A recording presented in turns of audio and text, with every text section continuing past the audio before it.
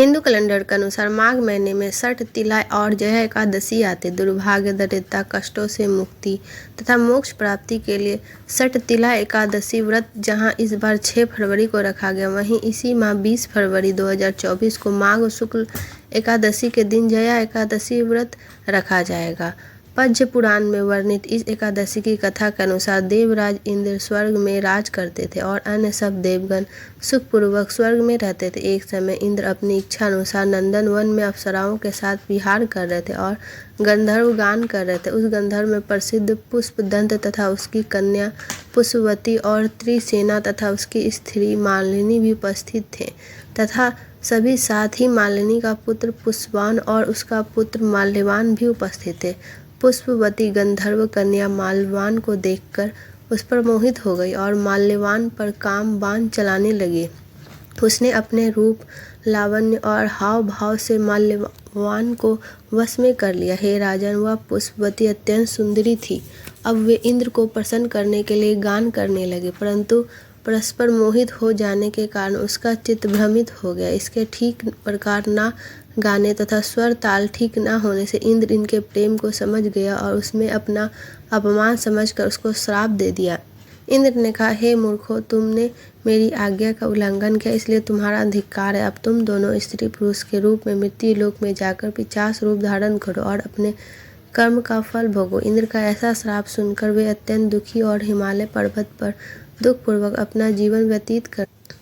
उन्हें गंध रस तथा सर्प आदि का कुछ भी ज्ञान नहीं था। वहां उसको महान दुख मिल रहे थे। एक क्षण के लिए भी निद्रा नहीं आते थे। उस जगह अत्यंत शीत था तो उसे उनके रोंगटे खड़े रहते और मारे शीत के दांत बजते रहते। एक दिन पिशाच ने अपनी स्त्री से कहा कि पिछले जन्म में हमने ऐसा कौन सा पाप किया था जिसको हमें यह दुख देखना पड़ रहा है। पिशाच योनि की प्राप्ति हुई। इस पिशाच योनि से तो नरक के दुख सहना ही उत्तम है, अतः हम अब किसी प्रकार का पाप नहीं करेंगे। इस प्रकार विचार करते हुए अपने दिन व्यतीत कर रहे थे।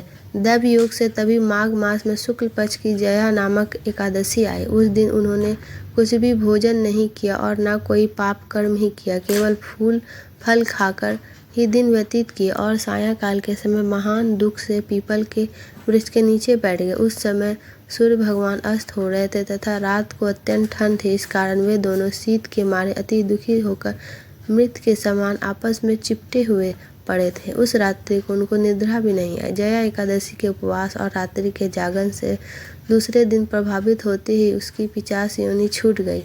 अत्यंत सुंदर गंधर्व और अप्सरा के देह धारण कर सुंदर वस्त्र भूषणों से अलंकृत होकर उन्हें स्वर्गलोक को प्रस्थान किया। उस समय आकाश में देवता उसकी स्तुति करते हुए पुष्प वर्षा करने लगे। स्वर्गलोक में जाकर इस दोनों ने देवराज इंद्र को प्रणाम किया। इंद्र उनको पहले रूप में देखकर अत्यंत आश्चर्यचकित हुए और पूछने लगे कि तुमने अपनी पिशाच योनि से किस तरह छुटकारा पाया, सो सब बतलाओ।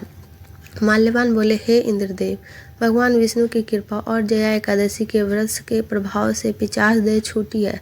तथा इंद्र बोले कि हे माल्य, भगवान की कृपा और एकादशी का व्रत करने से न केवल तुम्हारी पिशाच योनि छूट गई, वरना हम लोगों के भी वंदनीय हो गए, क्योंकि विष्णु और शिव के भक्त हम लोगों के वंदनीय हैं, अतः आप धन्य हैं। अब आप अपनी पुष्पवती के साथ जाकर विहार करो। अतः जया एकादशी के व्रत से बुरी योनि छूट जाती है। जिससे मनुष्य एकादशी का व्रत किया उसे मानो सब यज्ञ, जप, दान आदि के लिए जो मनुष्य जया एकादशी का व्रत करते हैं अवश्य ही हजारों वर्ष तक स्वर्ग में वास करते हैं।